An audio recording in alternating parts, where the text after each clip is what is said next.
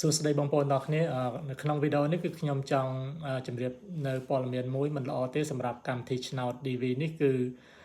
កាលពីថ្ងៃទី22ខែ5នេះគឺមានការអនុម័តច្បាប់មួយទាក់ទងជាមួយនឹងកម្មវិធីឆ្នោត DV ដែលគេបានធ្វើការ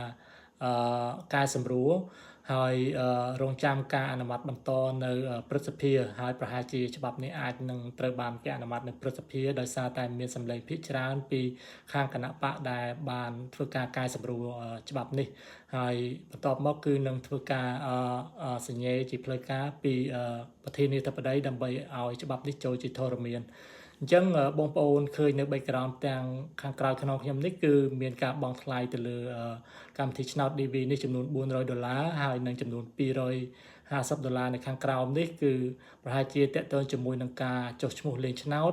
ហើយនឹងការដែលយើងបំពេញ DS 210នេះអញ្ចឹងដូចរាល់ដងគឺមិនមានការបង់ថ្លៃទេហើយប្រហែលជាប៉ះពាល់ដល់បងប្អូនយើងជាច្រើនដែលពុំមានលទ្ធភាពក្នុងការ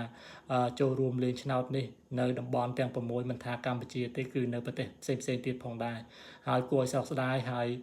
សម្រាប់បងប្អូនដែលជាប់ឆ្នោតថ្មីនេះពុំទាន់បានបំពេញ DS 210គួរតែប្រញាប់បំពេញឲ្យបានរួសរាន់ដោយសារតែច្បាប់នេះគឺនឹងចូលជាធរមាននៅពេលឆាប់នេះអាចនឹងមានការកែប្រែធ្វើឲ្យបងប្អូននឹងបង់ថ្លៃជាដើមសូមអរគុណ